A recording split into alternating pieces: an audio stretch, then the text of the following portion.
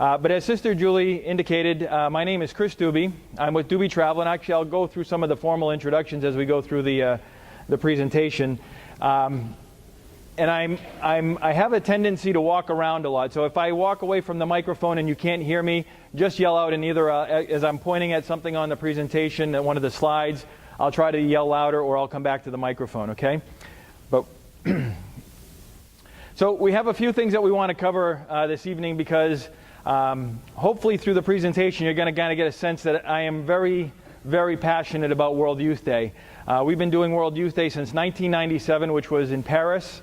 I am convinced, beyond a reasonable shadow of a doubt, that World Youth Day Krakow in 2016 will be the World Youth Day of World Youth Days. And I think there's going to be many reasons that I'm going to go over that hopefully at the end of the presentation I think you'll be agreeing with me, and that you're going to realize that this is probably one of the trips that you have to participate on. When Sister Florencia, Sister Julie's predecessor, contacted me about the Diocese of doing World Youth Day for Krakow, she had indicated that the bishop had sent a very aggressive goal, and he wanted to be one of the largest groups in the United States. And so he kind of set the bar at 300, and I said, oh, I already love this guy. He's fantastic. So I think he'll agree with me when we say this is that's something that we'll be able to accomplish. And I think as we go through the itinerary and the World Youth Day itself, hopefully you'll agree with me. So we want, if you haven't been to, maybe I can get a sense, how many people have been to a World Youth Day? Madrid or, all right, so we got a good presentation, a good representation here. For those of you who haven't, we want to kind of talk about maybe some of the 5 key things that John Paul II kind of identified as some of the primary goals with World Youth Day. Obviously, we want to spend the majority of time talking about Poland, Krakow itself, the different parts of Krakow, where some of the activities are going to be, because we do have some good insight into that now. Where you guys are going to be staying, which is awesome, and then the registration process.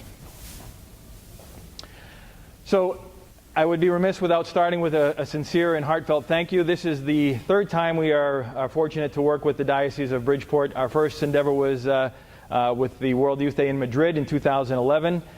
We had a good-sized group that went to Madrid. For World Youth Day Rio, it was a much smaller group, smaller, intimate group. So for Krakow, this is our 3rd time working with you guys. We're honored, we're privileged, and our commitment is to make sure that we prepare you as best as we possibly can, and then to really kind of make sure that the pilgrimage is everything that you expect it to be. Okay, as I mentioned, my name is Chris Dube. I'm very blessed. My wife and I have been married 19 years. Her name is Julie. We have 6 beautiful children, 3 boys, 3 girls. On a personal level, I'm excited because my 2 oldest are boys, and they are now eligible to go to World Youth Day as pilgrims. So I'll have a different perspective as a parent with 2 kids going to World Youth Day, be able to see it through their eyes. Been in the travel business unofficially, or officially 23 years, but unofficially all my life, because it is a family business. I'm just going to rearrange this a little bit. I've been further blessed to attend 5 World Youth Days. But what makes it special is I am Catholic, so I have had a different perspective as some of the different travel agents that might arrange trips to World Youth Day. I've seen firsthand at our parish the impact that it has had, and the life-changing experience that the kids who go to World Youth Day, how they come back transformed. So that certainly is an impact on our parish. You carry that out to the diocesan level, and certainly to the church overall. I think anybody would agree with me. I think this is one of the greatest gifts that John Paul has given us, and I think he's given us quite a few. This is the company that we're going to be using in Poland.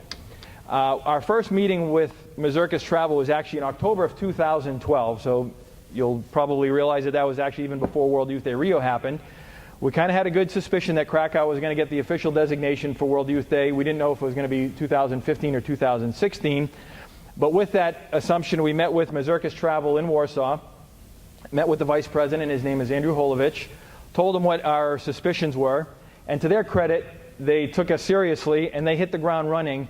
And as a result, we were able to secure a very significant percentage of hotel space for all of our groups for Krakow 2016. We had reservations for both 15 and 16, and when it was officially announced in 16, we just kind of finalized on those. So what Mazurkas is going to be helping us with is all of the ground parts of the pilgrimage. So hotels across Poland, all of the ground transportation, all of the guides, which are going to be all English-speaking guides, any of the events that we're looking, so whether it's a group dinner or a tour or any of those types of items, Mazurkas is our lead company that is handling that perspective. Here's the great news about this, which you can kind of see on the bottom of that slide. Because of their proactive role, because of the relationship they have with the church in Poland, in late September, early October, World Youth Day appointed Mazurkas Travel as the official travel partner for World Youth Day for 2016. I cannot tell you how huge this is, not only for us, but as a result for all of our company, all our groups and dioceses that are traveling with us to World Youth Day. For an example we're going to be going over in a second, but Mazurkas Travel actually has a staff person inside the World Youth Day office, so we're going to be able to get information firsthand very quickly, again, to help us with the planning parts for you and to help prepare you for World Youth Day. So we are very excited. This is actually a picture of the World Youth Day meeting that we had. What a blessed day this was. This was October 22nd, which you'll probably hopefully recognize as the feast day for John Paul II. So we started off that morning in Wadowice, his hometown, and then we ended up with the World Youth Day meeting at the World Youth Day office on his feast day with the event that he founded. So we got a couple of representatives from the Archdiocese of Boston, from Life Teen, and on the far right is the representative, she's the third one in, is Dorata Abdulmullah. She was with the World Youth Day. And then Margaret, on the very far end, she's our primary contact with Mazurkas. So again, just to kind of emphasize the connectedness that we're going to be able to share with you guys. Go ahead. All right, here's the first quiz. From the opening Mass, and there is prizes, does anybody have an idea of how many days until World Youth Day? 781. This is the price is right, so closest without going over. All right, anybody? Just throw out some numbers. We have 781, 800. So it's 2016, July 2016. 500? One more? 427. All right, go ahead and hit the slide. 591. So, gentlemen out back, closest without going over. I have a nice big Polish chocolate here for you. Why don't you want to come on up and get it for you? So, why do we put this slide up? 591 days. Some of you are saying, you know, I'm not even sure what we're going to be planning for next month, never 591 days. 591 days is going to go by very, very quickly. I can assure you that the vast percentage, if not all of the hotels in Krakow are already sold out. Many dioceses are underway with the planning and the preparation for World Youth Day. So there's a lot of fundraising that needs to take place. There's a lot of spiritual preparation, a lot of logistical preparation. Moral of the story is now's the time to really, if your parish is interested, to really put the balls in motion, because these 591 days are going to go by very, very quickly. Go ahead. All right, quiz number 2, two-part answer. And I'll take an answer for the year and for the city, but I'm looking for the year of the first World Youth Day and the city of the first World Youth Day. I have a 93, I have a 97, 73, 83. All right, so how about a city? Paris. All right, you can go ahead and, the city's going to be kind of like, oh yeah, that makes sense. Go ahead and, so it was Rome, Vatican City, right? And did you get both the year and the city? Who said 83? So you're the closest without going over.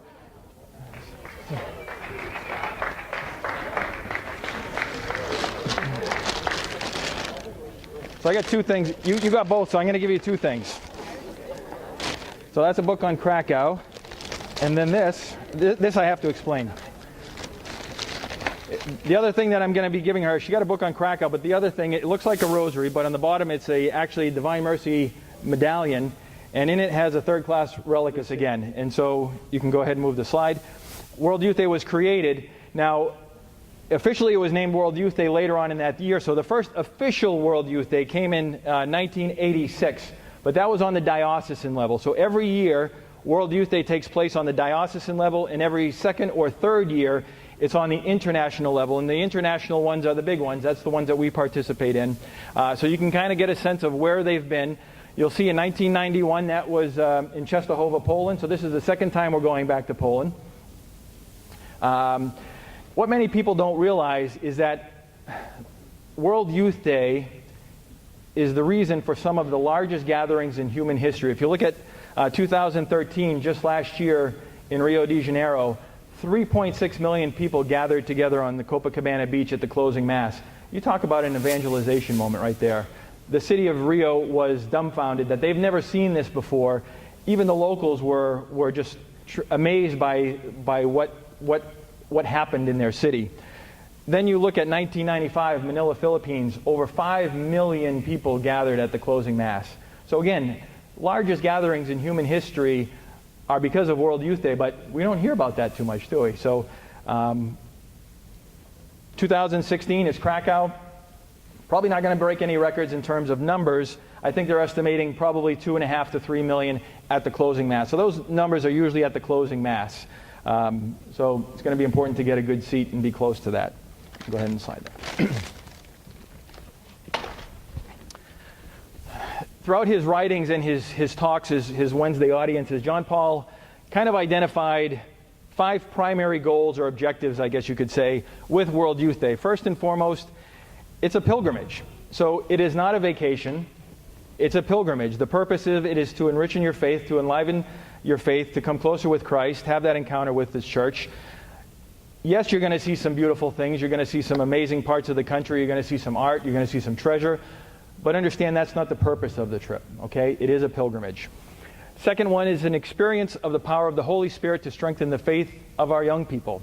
Part of World Youth Day is going to include catechesis. So there will be opportunities for you to learn from some of the most brilliant minds that the Catholic Church has to offer, whether it's Cardinal Timothy Dolan or Cardinal Sean O'Malley, maybe Bishop, your own bishop, who knows. They are going to be the ones who are invited at the catechesis to really have an interactive discussion about faith. So it's not them just kind of talking at the crowds. It's really an interactive, incorporated with music. It always ends with Mass. Just a beautiful, beautiful educational part. Number 3, rediscover the centrality of the Word and the sacrament. World Youth Day is fully sacramental, so there's Mass every day at the end of catechesis. We're going to be having Mass for the Diocese of Bridgeport and some of the amazing places throughout the country of Poland. Sacrament of reconciliation goes on throughout the entire city. In the Planty, which you'll see a picture of very shortly, the vocations fair takes place there. So literally, if you're discerning a vocation, you want to make sure that you participate in this, because I would say every religious order in the world will be present at World Youth Day, so you'll have that opportunity. Fourth is enables pilgrims to be witnesses to Christ, and I'll share a story about that in a second. And then John Paul sums it up best with the last point. It's an opportunity to provide an encounter with Jesus Christ, His Spirit, and His church. And I think that is so... You realize that no more when you're maybe at adoration at the vigil on Saturday night, or the closing Mass on Sunday morning. The person to the right kneeling next to you is from Iraq. The person to the left is from South Korea. It really gives you that glimpse into what it means to be Catholic, the universality of the Church. And I think it really, it's wonderful. Here we have about 150 kids from the Diocese of Bridgeport. That's outstanding. But what we don't realize is that, we share the same faith with people from every country of the earth, and to gather in one spot, that's powerful. I want to talk about that fourth point about bearing witness, and this is a true story that happened in Sydney, or it's a story that I share, and the name is true, Joe. His name was Joe, and he was a bus driver. I was traveling with the Diocese of Portland, Maine. We arrived into Sydney after 28 hours of flying. So this is 2008, World Youth Day 2008. We're looking for our bus to take us to the airport. It pulls up, and I notice it's noticeable because it has, logos from different shopping stores, a mall, kind of plastered alongside the bus. Bus driver gets off, introduces himself as Joe. We board the bus. Joe brings us to his hotel. We make kind of small chit-chat along the way, but nothing that would be memorable or notable. Get off at the hotel, say goodbye to Joe. Don't think anything of it. Have an amazing World Youth Day in Sydney 2008. Fast forward 1 week later, I'm seeing one of our other groups off, a group of Salesians, at a different hotel, 5 a.m. in the morning. And we're waiting for the bus, and sure enough, here comes the bus. I recognize it because it has the logos on it. And sure enough, Joe gets off the bus. He remembers me from the week before, but amazingly excited, like he's already had a pot of coffee at 5 a.m. Starts just talking about this amazing week that he had. He starts talking about his wife. His wife was a member of, I don't know if it was Kiwanis or Rotary, but one of those civic organizations that was asked to assist World Youth Day by giving directions. So she was one of the persons wearing the yellow vest, and if people needed to go to the metro or the police station or the McDonald's, she was the one who was kind of one of the persons giving directions. Joe said that throughout the course of the week, something started happening to her wife. She was one of the persons, I think we all know them, that was born a Catholic, raised Catholic, but throughout the course of her life kind of fell away from her faith. Throughout the course of World Youth Day, they started talking, her and Joe, at dinner, and she was saying how she's seeing something in these kids that she is missing, something that she feels like is missing in her life. And as a result, she started really wanting to learn more about these kids and understand their faith journeys. And really, throughout the course of the week, she was just becoming more joyful. Well, as a result, throughout the end of the week, at the end of the week, she decided, I need to go back to my Catholic faith. I need to go back to church. Now, enter Joe into the picture. Joe had never had a faith growing up. He was pretty much absent of any faith, no raising of any religion. Joe started noticing the transformation in his wife. As a result, he started noticing what was going on throughout the city. They started conversing. Joe tells me with the biggest smile on his face at 5 a.m. on that Monday morning, we decided as a couple that I'm going to enter the Catholic faith. I want to become a Catholic. And that's when it hit me, stronger than a pot of coffee could. This was the brilliance of John Paul II. Certainly, all of you guys, all of our kids that go to these destinations, we're having this amazing experience. We're seeing beautiful Sydney Opera House, beautiful countries, interacting with kids. We're seeing that and we're taking that home. But what we don't understand is that we are bringing so much to these countries, and we're transforming these countries, one Joe the bus driver at a time. And I promise you, there was probably tens of thousands of Joe the bus drivers. They might not have been driving the bus, but they were having the same experience that Joe was happening. Because I have the same story of a hotel manager in Paris.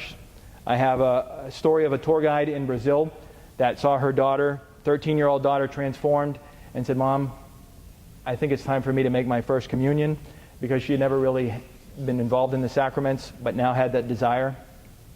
So this is the gift that we're bringing to these destinations. So hopefully you're aware of that when you're there, and you share that, because that is part of the vision of World Youth Day. Go ahead. All right, so let's talk the logistics, who can attend. So this is kind of at different levels. The Vatican says, hey, anybody, as long as you're interested, you feel young, you're invited to go. The USCCB here in the United States says, well, let's kind of clarify that a little bit. So they have set some guidelines that anybody who is 16 and 17 years of age is invited to go. However, they have to have a chaperone. And that, we'll talk a little bit about the ratio. Anybody who's 18 and above, they're considered a young adult. Okay? Ultimately, it is the diocese that will then set the parameters. So the USCCB clarifies it, but it is the diocese that kind of sets the rules. And Sister Julie, yell at me if I'm incorrect, but this is pretty much the way that you guys are going, right? So 16 and 17. Then you have to have the ratio of chaperones. So whether it's one chaperone for every, have you set that up? 2 to 10. Okay? So any of those questions, I'll defer to Sister Julie. You can have those conversations, but ultimately that's pretty much who's invited to World Youth Day. The theme, again, if you're familiar with Krakow, if you're familiar with Divine Mercy, Pope Francis nailed it. He has it. It could not be anything better. So he's incorporating Divine Mercy, pulling from the Beatitudes, and the theme is, blessed are the merciful, they shall have mercy shown them. Perfect. Perfect. And trust me, over the course of the next year and a half or so, we'll be talking more about Divine Mercy. This is the part that really starts, I think, getting me really, really motivated here. Why World Youth Day Krakow? So how many people have been to Poland? Has anybody been to Poland? I've been there twice over the course of the last year, so we have a few. I have absolutely fallen in love with the country of Poland. So I will be up front. It's not the glamour and the glitz of like an Italy or a Rome or a Paris. But that's not the reason why we're going. What Poland offers is such a rich heritage and a true devotion to the Catholic faith. It's such a powerful thing that it rubs off on you when you get there. Over the course of history, if you look even centuries ago, there's been time throughout history, even within the last century, that Poland has not existed on the map. It's kind of that road map or that doormat, if you will, between the East and the West, and they're invading each other. Poland kind of gets in the way, so Poland has been occupied continuously throughout history. Then you enter, World War II and the Nazis, and then immediately after the communists, Poland has had, I think everybody will agree, a very, very rocky history, very turbulent history. I will argue, if you ask any Polish person who has lived in that country, what is it that has kept Poland as a country, as a people? What is it that the one common denominator that you will identify? I promise you, every single one of them will tell you it is their Catholic faith. And that is very evident when you go to any of the churches, on Sunday Mass, standing room only. You go to any of the churches, even on a weekday, the Masses are full, frequent number of Masses. It's a beautiful thing. So to be able to experience that, I think, is a powerful part. That's also evident through the pilgrimage sites. They have several of them, most of which you'll be visiting.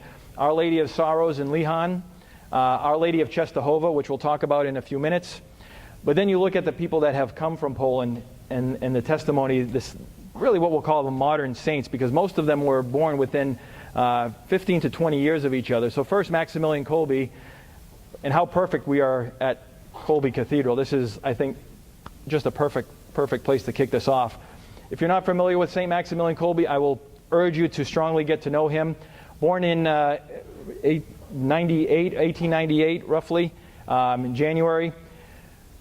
His name was Raymond, and he kind of developed this amazing devotion to the Blessed Mother. That was really one of the things that he is noted for, to the degree he created a Militia Immaculata, so Mary's army. And of course, keep in mind that this is kind of throughout World War I, World War II. So there was a lot of world turmoil. And what he said is that the miraculous metal was the bullets that he wanted to use for his militia, for his army. So an amazing devotion to the Blessed Mother. He was one of the first advocates outside of St. Louis to really advocate for consecrating yourself to the Blessed Mother. What he is most noted for at the end of his life was that he gave his life, he was arrested by the Germans, put in Auschwitz, the concentration camp, and he gave his life for a Jewish prisoner.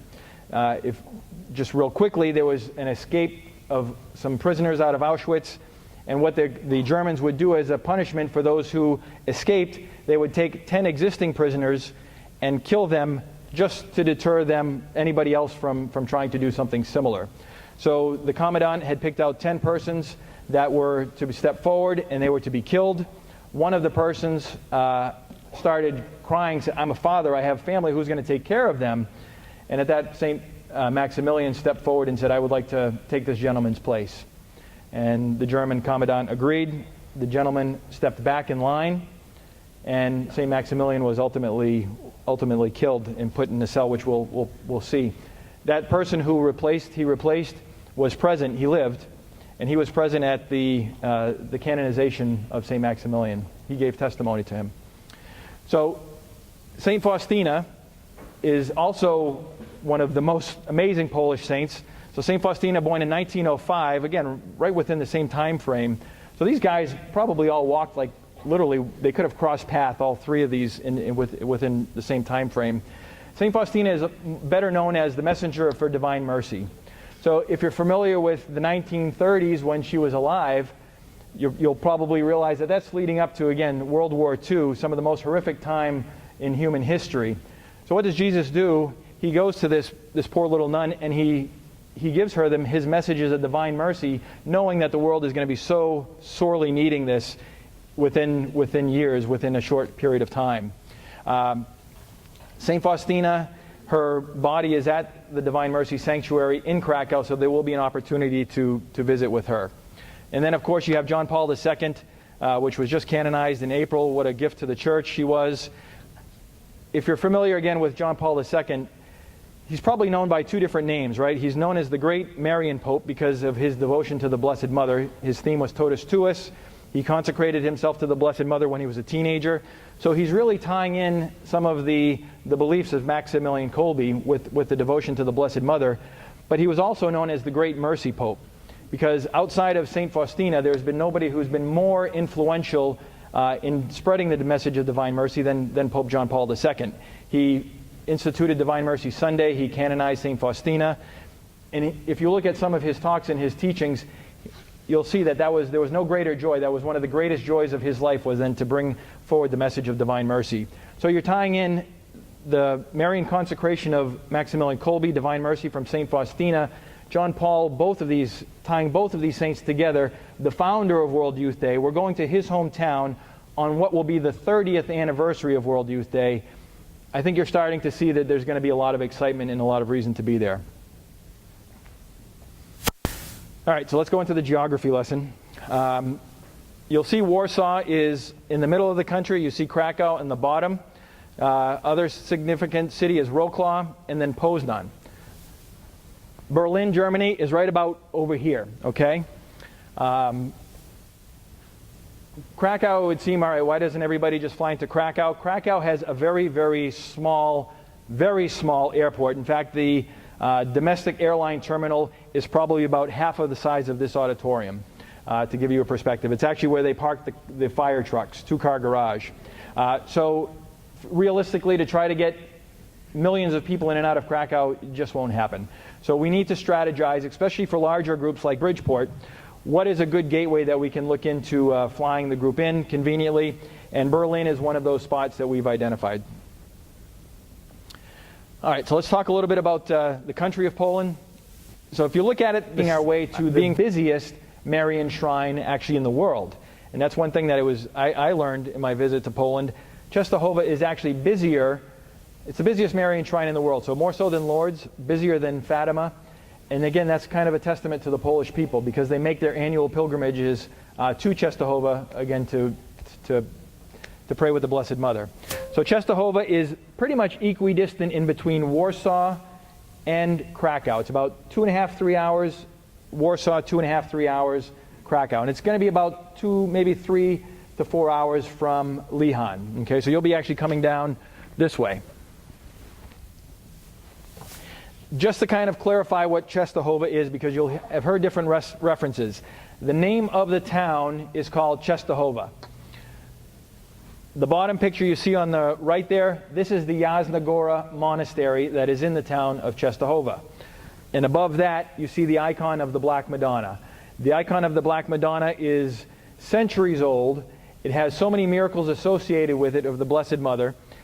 This black icon is located in one of the chapels inside of the Jasna Gora monastery, okay? Because you're going to hear reference to Our Lady of Częstochowa, Our Lady of Jasna Gora, the Black Madonna.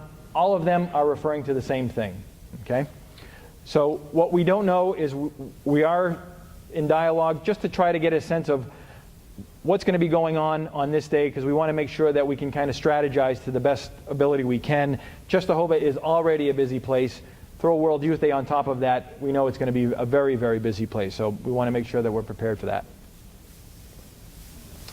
All right, city of Krakow. So the picture you see here is of in Market Square. This is Cloth Hall in the old Market Square. So Cloth Hall is pretty much, if you Google any pictures of Krakow, I promise you're going to see Cloth Hall.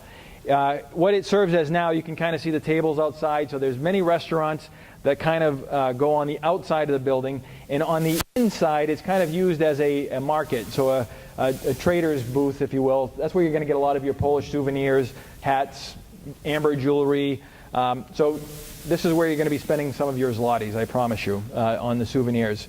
Definitely worth incorporating. Market Square is actually one of the largest squares in all of Europe. And this is definitely going to be one of the heartbeats of the city. So let's talk a little bit about Krakow, because it is an absolutely incredible city. But what's important is that it is, and relevant in this case, it's a very small city. So if you compare its population of about 800,000 to the previous World Youth Day host, Rio de Janeiro, the most recent one, population of about 6 million. Madrid, before that, population of about 5 million. So you're probably getting the picture that there's going to be some infrastructure challenges, whether it's a considerable amount less of hotels or the public transportation how are they going to handle these large crowds? Because there is no subway, so let's talk about that. Everything is above ground. It's all via trams, city buses, or if you want to get someplace quick, taxi is going to be your best bet. But that, again, public transportation is included in your World Youth Day registration. So now enter the hotel situation. It's going to be very, very important to be able to have a good location where you won't have to rely on the public transportation. That way you can kind of get to close to the many venues as easily as possible on foot. And we will have covered that base. Krakow has a very old world feel. If you're walking in the Stare Miasto, the Old Town, you really don't know if you're in 1962 or 1862. It really is that old feel. The three main sites that we're going to talk about that you're going to become very familiar with is the Old Town, again referred to as the Stare Miasto, Bologna Park, and then Wagnia Vicky. Okay, so Old Town is pretty much the heartbeat of the city. Bologna Park is the very big city park where they're going to be having the central acts, the central events. And then Wagnia Vicky is a district inside of Krakow, which is where the Sanctuary for Divine Mercy is located. Okay, so you can go to the next slide. I think we have a map here. All right, so here's the Old Town. This is you can kind of see this green ring around the Old Town. It's a tree-lined park that circles the Old Town. This is the center of town. Bologna Park is when John Paul II would come home as when he was Pope, when he'd come home from Rome, he would have Mass here, and they held about 2.5 million people. So it's a very, very big park. Right now there was a debate if they were going to have the closing Mass here or if they're going to have it at a different location. Right now the discussion is that they'll probably have it at a different location just because they're probably anticipating more than 2.5 million, so they have to prepare for that. And then Divine Mercy is here, so it's across the river, maybe about an hour walk to this district, but they have trams, so this is where the trams will be important, and they are going to be doubling up what they have. So those works are already underway. It takes maybe about 15 minutes by tram, if that, to go from the Old Town to Wagnia Vicky.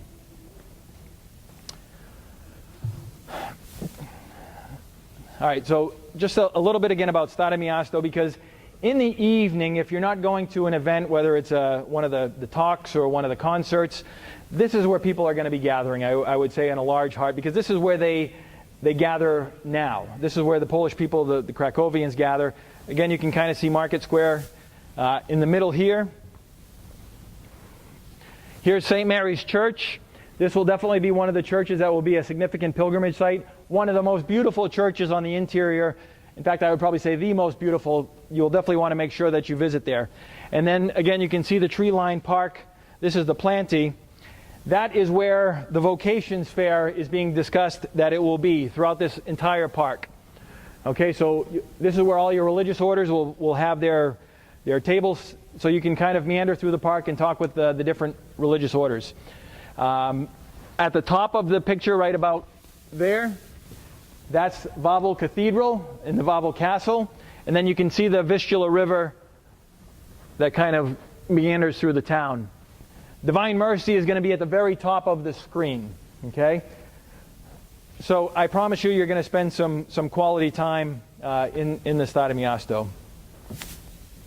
Just a few other pictures you can see, different perspective of St. Mary's Church. There's two different towers. You can see the length is different height. The one on the left, on every hour you'll hear a trumpeter coming out of one of the windows playing what they call the Hey Now. It's got a historical significance. Halfway through the song it stops. That's because they're reenacting when an army was invading and an arrow was being shot at the trumpeter and killed him. So he ended up stopping the song partial way through. So that's done every hour. This is the Bishop's Palace. This is the Archdiocese. I don't know if you can see it here, but there's an image in that window right there, and that's of John Paul II. They put that there as a tribute to him because when he would visit as Pope, this street right here would be filled to capacity with thousands and thousands of people, and John Paul II would sit in that window and he would just converse. They would have conversations, the Pope and his people, for hours. After a little while, he would say, the Pope is hungry, I have to go eat. He'd go away for about an hour or so. He would come back, nobody had left, and they'd pick up their conversation where they left off. So because of that, it was a tradition. They put that picture there for him in tribute. And the bottom is the Barbican. That's the only existing part of the old wall that's left. Just a few other images. You get the typical tram. This is Bologna Park in the bottom left, and a couple of images of the castle on the right. Okay, Nova Huta. I didn't put this in one of the other references, but this is another district of Krakow. So Krakow is a city, Nova Huta is the district, just as Łagniewicki is the district. This is the area that was being developed by the communists in the 1950s. They were building their factories. And so what the communists were doing were bringing in farmers from the fields, from the surrounding villages, and putting them to work in these factories. And they were building tenement houses for them. And then the Archbishop at the time was actually the Cardinal Karol Wojtyła, who we soon know to be John Paul II, was discussing this with the communists, and he would say, you know, we're bringing these people here, they need a place to worship. And the communists were very adamant, no, that is not going to happen. We cannot allow that to happen. Well, Karol Wojtyła was as adamant that, well, no, yes, these people need a place to worship. So if you're not going to allow us to build a church, we're going to have mass in the public areas. And so they did that. And certainly after a few confrontations, the communists realized they probably weren't going to win this battle, and they conceded to John Paul. And the result was the Arkapana Church, which you see here on the bottom right. And of course, they have a statue of him there. Actually, there are statues everywhere you go of John Paul II in Poland. But this will certainly be one of the recommended opportunities or pilgrimage spots for you to kind of visit, following in the footsteps of John Paul. It is a little bit outside of town, maybe about a 15-20 minute tram ride, about an hour walk. All right, so let's talk about Auschwitz. Certainly a huge part of Polish history. And this is one of the things when we start talking about Auschwitz, some of the group leaders come up to us and they say, you know, we're bringing some young kids, and this is really a pilgrimage. We don't know if we want to really go into something, do we really want to go into something like Auschwitz that it really has such a horrific history? And our answer is absolutely. Our recommendation is that, but we would actually make sure that you have that conversation with your kids and with the group leaders, because we don't want to force anybody. But this has such a huge impact in history, and it's such an amazing part of Polish history. And of course, we have the spot where Maximilian Kolbe was ultimately killed. So from the Catholic perspective, Maximilian Kolbe as well as St. Edith Stein were both killed in Auschwitz. So there are two parts to Auschwitz, and the camps are about an hour and a half drive outside of the city of Krakow. So we have this scheduled for Monday. We'll be driving to Auschwitz, and there's Auschwitz I, which is the picture that you see here on the bottom left. This is the part where Maximilian Kolbe was. This was the first camp. It's the smaller of the two. This is really a living museum. So they have very accurate history. You can only get in there with a guide. Part 2, about 5 minutes down the road, is referred to there as Auschwitz II, more commonly known as Birkenau. Okay? Birkenau is huge, but most of it has been destroyed. So what you see there has mostly been rebuilt.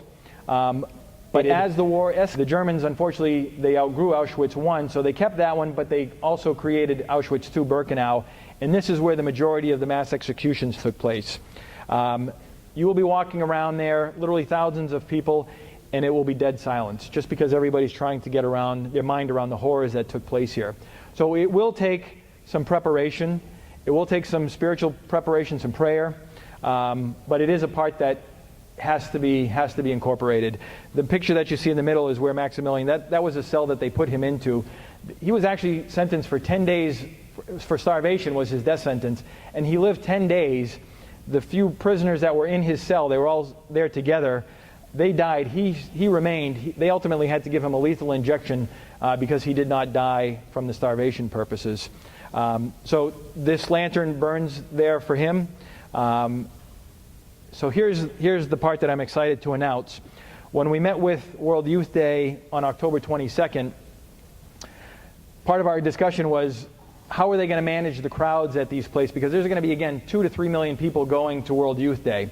what we learned is that Auschwitz I has a capacity of 11,000 people per day. Okay, so even if you go to capacity throughout the course of the week, there is going to be a huge, major, significant percentage that will not be able to get into Auschwitz I because you need a guide, you need a ticket, and because of the sanctity of the place, they make sure that that happens. Most of the activities are going to be taking place at Birkenau, at Auschwitz II. That's where the majority of the crowds will be going. And they're going to probably, what they were debating is how are we going to incorporate Auschwitz I, because people are going to want to see Maximilian Kolbe and pray with him. So they're going to probably be incorporating a replica of his cell at Birkenau, Auschwitz II, so that way people can have that connection. I am very excited to say that on this past week, on Monday, we got confirmation from Mazurkas Travel. When we were there, we found out that the French had reserved much of the spaces at Auschwitz I on Sunday the 24th. We said we want all of the 25th. So all of our groups, every group that Dube Travel has confirmed reservations for Auschwitz I and II, so you will be able to incorporate both of those in this pilgrimage. So I'm so excited to mention that because we didn't know how that was going to play out. It will be a longer day, so it's about 6 hours roughly when you combine the driving time. So again, we'll keep you posted with more details. And then of course we have the answer to all the horrors was Divine Mercy. So the pictures that you see here on the bottom left is the new Basilica for the Divine Mercy. This was built, it was opened actually in 2002. John Paul II consecrated it at that point. This again is in the Wagner-Vicky district. This will be the primary pilgrimage site for World Youth Day because of Divine Mercy. The theme, just incorporating the whole devotion and the facility into World Youth Day. So one of the questions that we also again had with World Youth Day is how are they going to manage visits to this location? And what World Youth Day has come up with, I think, is a very good idea. Of the 3 catechesis days that we talked about, so those would be Wednesday, Thursday, and Friday, each group that registers will be assigned 2 catechesis days of those, and then one that they're calling right now a road day. So for instance, the Diocese of Bridgeport might be assigned catechesis for Wednesday and Friday, and then on Thursday that's going to be your road day, and you'll make a pilgrimage to the Divine Mercy Sanctuary where you'll have the opportunity to pray as a group, maybe pray the Divine Mercy Chaplet, visit both sides of it. So this is the new, and then there's also the old convent. That's where Sister Faustina is, and that's where you can see actually the images of Divine Mercy are everywhere. So there'll also be probably a common language mass. So at a certain time frame that day, all of the groups that are visiting that are English speaking will probably have a common mass in the basilica. Okay. What you can't see in this picture is directly behind it is the new John Paul II Center that is currently under construction and probably close to construction. The bottom chapel is done. They just opened the huge basilica on the top. That will also be incorporated in that pilgrimage. They have a relic of his blood, John Paul II's blood, in the lower basilica. You can't walk directly across because there's a huge ravine that separates it, but they'll have a pilgrimage path that you walk around over a bridge. That way you can visit both of the sites. So as the registration process goes through, we'll let you know which day will be your road day.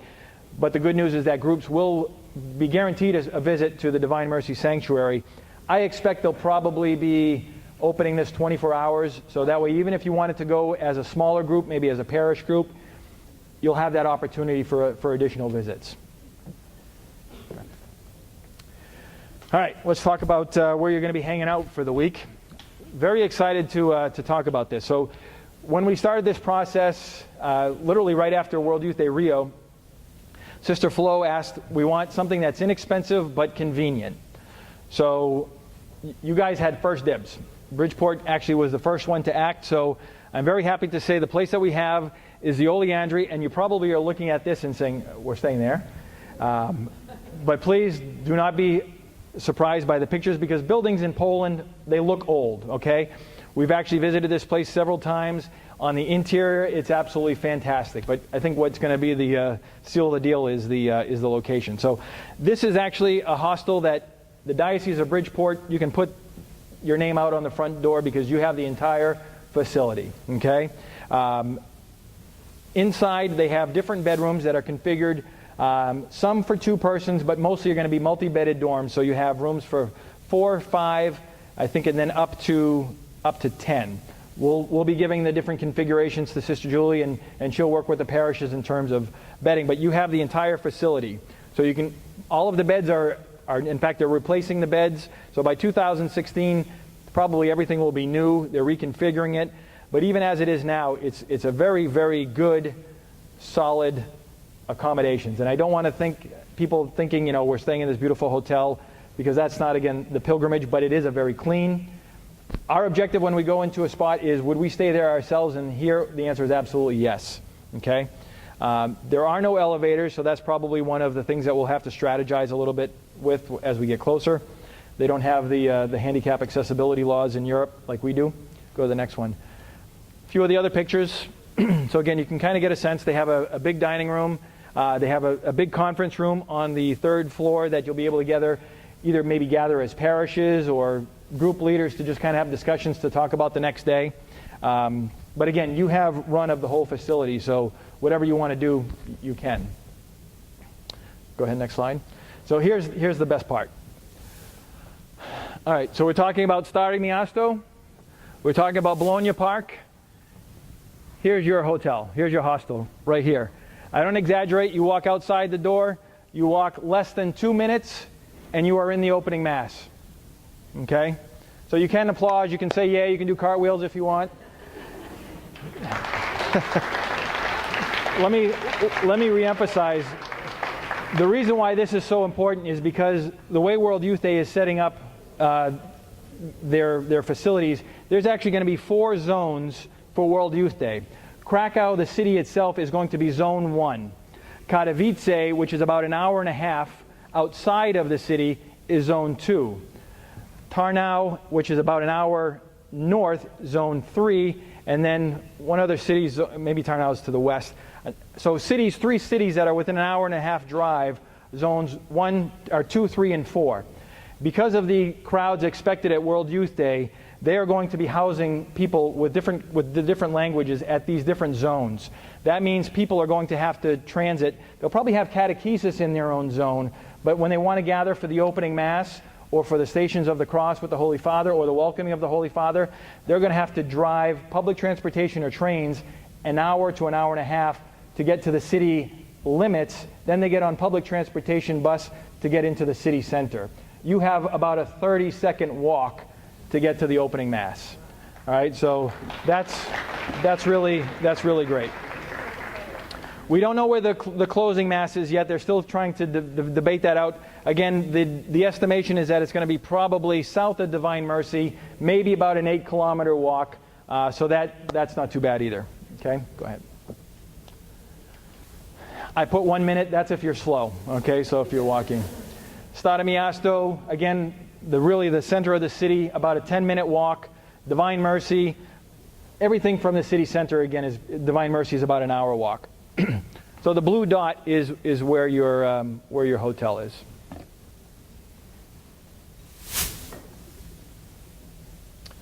All right, so let's talk about the package itself. We're estimating. So the variable, right now the land portion is contracted. Those rates are guaranteed.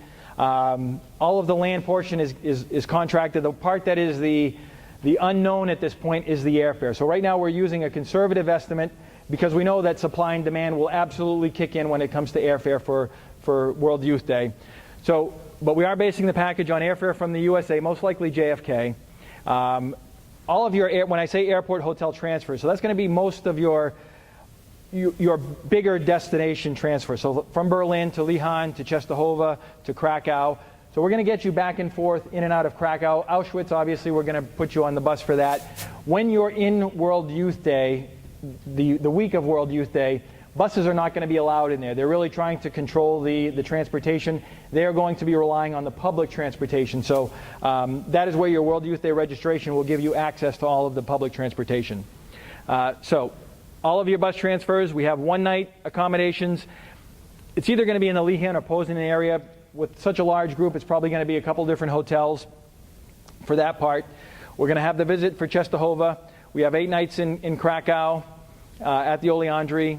Breakfast daily, and breakfast is going to be regardless at the hostel or at the hotel, the before and after.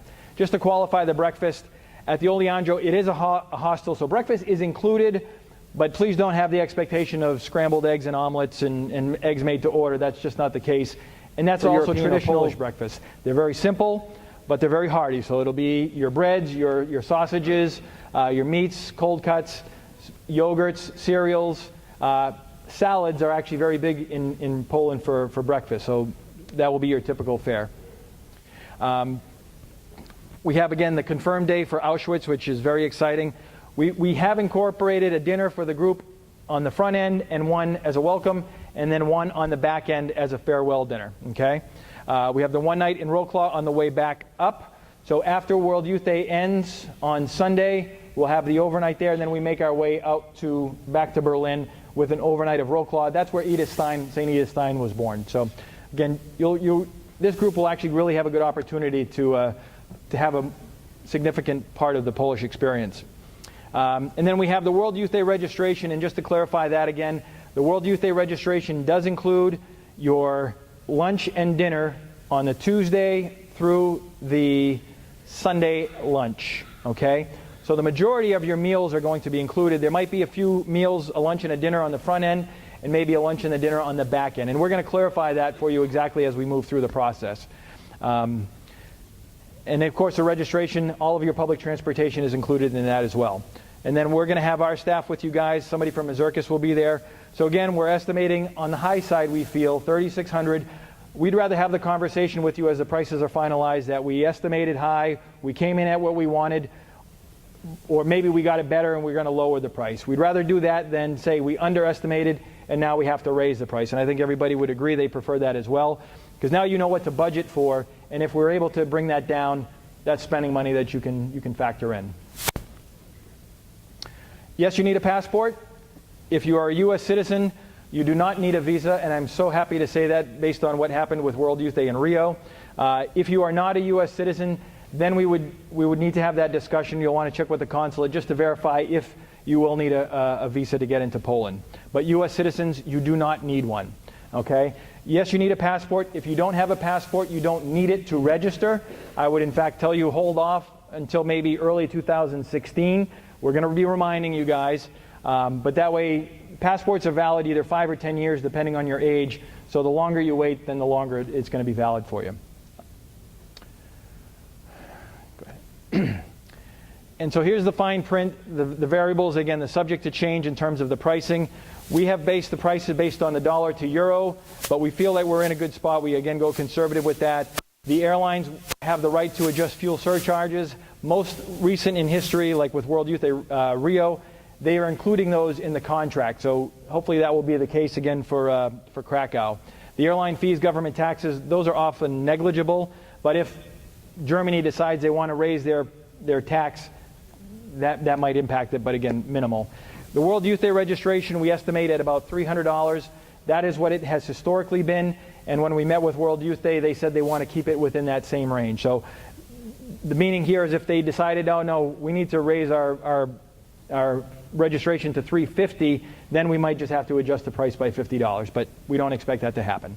Bottom line is our objective is not to nickel and dime. Our objective is to make sure as many people as possible can do this as affordably as possible, to make sure that they have that experience, that encounter with the church and with Christ, and come back and really transform the diocese. Payment schedule. Now, most of this is also on the website, correct, sister? So just to kind of talk about it, $250 is the requirement to register, and then what we're looking at is quarterly payment. So $300 for the next 3, and then you see it goes up to $400 in the final balance. So We're looking at quarterly payments, just it lets you kind of get on a budget, plan accordingly, and that way when it comes April 15th of 2016, it's not this overwhelming amount that you have to come up with.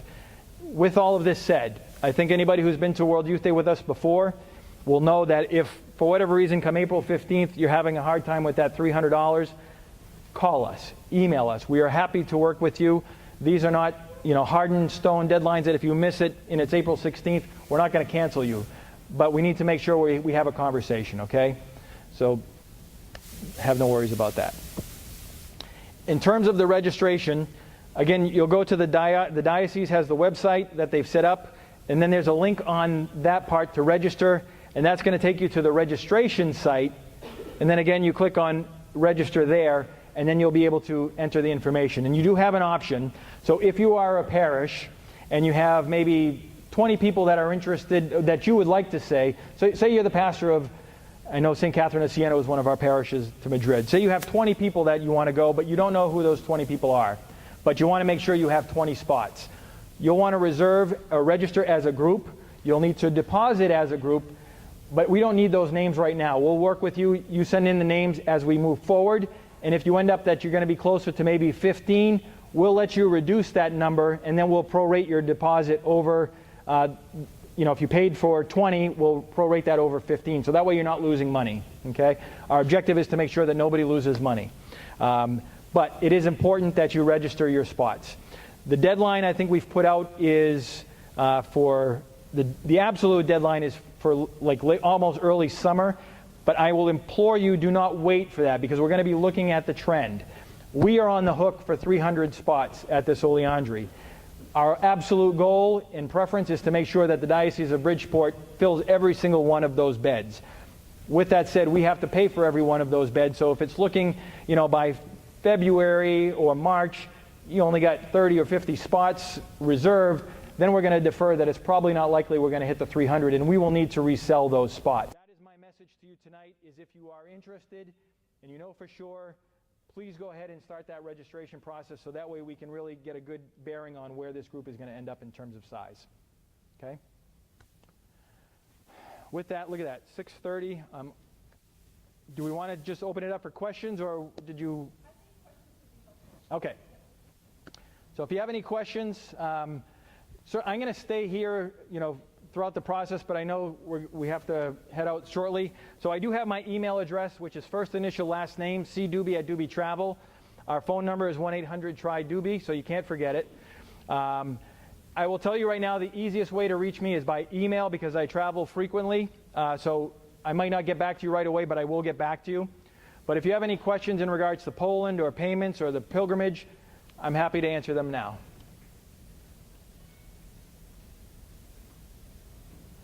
Yes? You think you want to go, but something happens and you can't go. Is it possible to fly travel insurance? Thank you for saying that. That's actually a great point, and shame on me for not mentioning that. So let's talk a little bit about cancellation. So if you register as an individual, because that's the other part of the registration. If you do know your names, if you're a parish, you're going to want to register as an individual, because we are going to need to capture everybody's name, legal name, date of birth, etc. If you register, the payments we've kept to a bare minimum just to meet our obligations with the facilities and the airlines, etc. So the payments are pretty much non-refundable, okay? If you do need to cancel, there's information right on the table here, and I will ask everybody to try and take one, that we do offer a cancellation insurance, okay? It's travel insurance, so it's very comprehensive. There's two parts to it. If you know you're going to go, but there's a medical concern, or maybe a family member might be ill, there's the travel protection. The price, here's where discrimination is legal, unfortunately, because the price is determined based on the price of the trip and the age of the person. So anybody who's under 30, the insurance for this trip is probably going to be right around $137. If you're a little bit older, maybe $157 or $59. With that, we'll cover if you need to cancel for any medical reason, and it gives a whole list of coverages. If you want an additional layer of protection, you can pay a 20% additional amount, so maybe $30, $40. It will give you what I call a bad hair day clause. So if you decide you just don't want to go because you stubbed your toe or you don't like the way your hair looks, you can cancel. However, you're only going to now get 80% of your money back. I will tell you that 80% is excellent. That's a really good peace of mind to have that. So it's a 20% premium, but you don't get 20% back. So it outlines it, and I'm happy to talk about the insurance. The insurance also gives you other layers. So if anybody remembers, prior to Madrid, the volcanoes going off in Iceland and all the airlines were shut down. If there's a trip interruption, whether it's volcanoes or anything, this will give you protection that if you can't make the trip because of an interruption, you get your money back.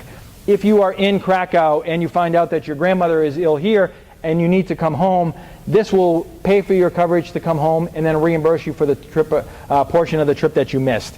If you are walking across the street and you get hit by a car, you need to be hospitalized in Krakow, this is primary care insurance coverage, because most likely, and you'll want to check on this, your insurance often does not carry with you when you leave the United States. Some do, but not all. This will cover you, okay? World Youth Day registration also has some health benefits when you're there, but not as comprehensive as this. So please take one of the insurance. Allianz Insurance is the name of the company we use. They are a fantastic company. Strongly recommend them. And I can tell you story after story of people, specifically with World Youth Day, that have needed it. And it's like fire insurance. You can't buy fire insurance after your house burns down, okay? So if you have a fear or something like that, you have to have the insurance. You can't get sick and then buy the insurance, because they are going to then say, no, that's a pre-existing condition, we won't cover you. So that's why insurance is better sooner rather than later. But you can purchase it at any time.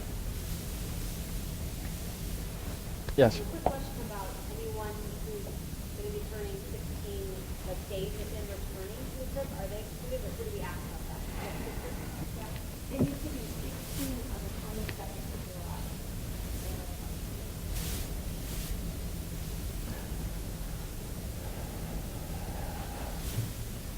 Just to ask a question about that, if their parents are going and they're turning 16 in December, they still go? No, they need to be 16. Yes. Even though I'm going, you can't go with me? No, because we're taking it groups, and there's such a large amount of people at World Youth Day. We're not going to be taking people below the age of 16, even if they're with family. Because the idea is that if a parent is going, the parent is also going to be a chaperone of the group. So there's a responsibility that those adults have. So this is not just an adult pilgrimage. Adults have a responsibility as being chaperones as well. That makes sense.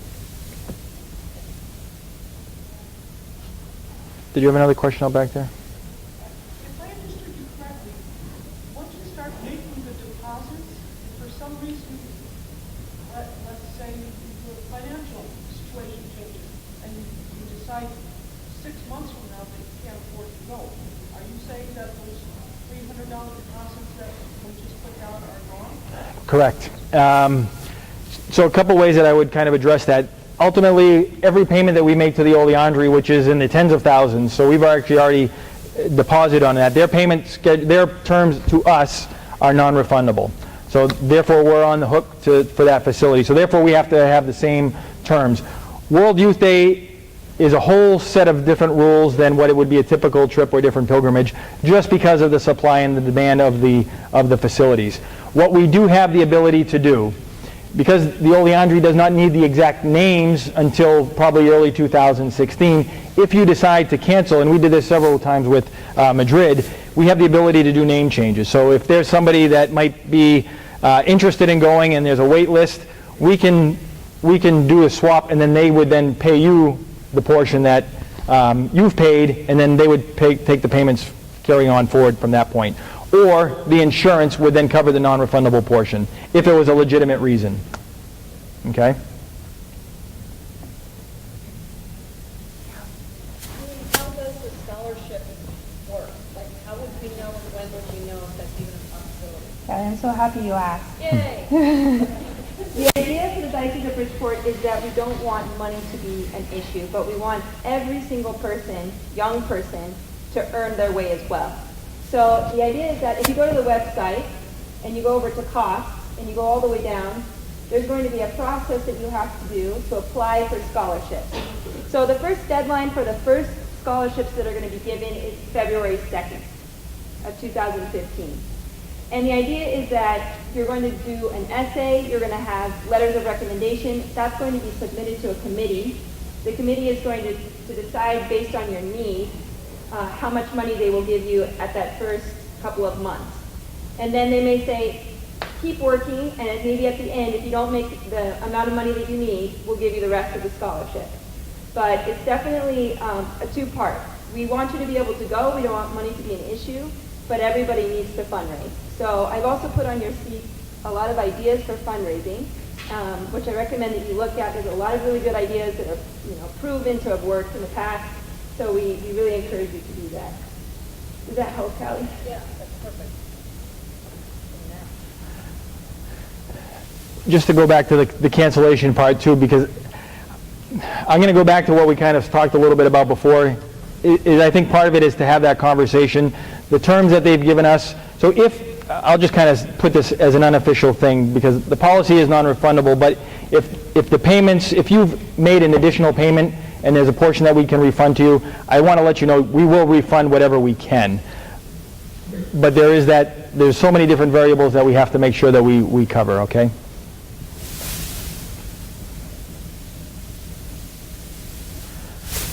Again, my email, cdube@dubetravel.com. My phone number, 1-800-TRY-DUBE. If there's any questions that you didn't hear or that we didn't get answered tonight, please don't hesitate to contact me. Otherwise, I'm so overjoyed to be working with Bridgeport again, and I look forward to welcome you all in Krakow in July 2016. Thank you. Thank you.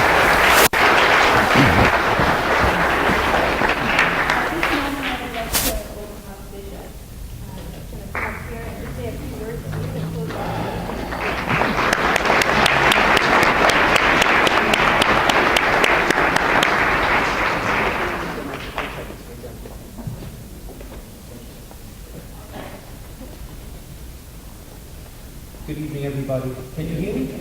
Yes, sir. Great. First and foremost, I want to say to all of you that I'm very grateful that you came and that you're interested in coming to World Youth Day. And as I said to Julie, and I said to Damien, and those in the Office of Pastoral Services, for me, it is a major priority to allow as many young people as possible to come with me to Krakow, because I am going to be leading this pilgrimage. And I must tell you, it will be my 4th experience at World Youth Day. And every time I have gone, for me it has been a tremendous blessing. Because we are going to see Peter. We're going to the successor of St. Peter. And we're going with the rest of the world to worship the Lord Jesus. And to show the whole world that the church is alive in you. And one of the great benefits of World Youth Day, my friends, is to make friends and to meet young people from every continent and nation who speak every language, from every culture and every race. To be able to come together as one family, a global family, worshiping the Lord with the successor of St. Peter in our days, that we will build an entire plane, as we will build an entire hotel, so that we'll be able to pilgrimage together, eat together, pray together, laugh together, and spend this time in prayer together. It is a pilgrimage, which means it's all about 2 things. First, it's the journey. And what I want you to realize, my friends, is the journey begins tonight. It begins with, in some sense, a willingness, a desire to walk with Jesus. We're walking with him as of now. And raising the money, which is a sacrifice to the extent that you can, is part of that walking with Jesus. Because we know the Lord Jesus also lived many sacrifices in his life for you and me. But when you do fundraise, with the help of your pastors and your youth ministers and your directors of religious ed and your parents and the people who love you, I want you to realize that we're all doing this together. that we're going to help you to do that as best we can.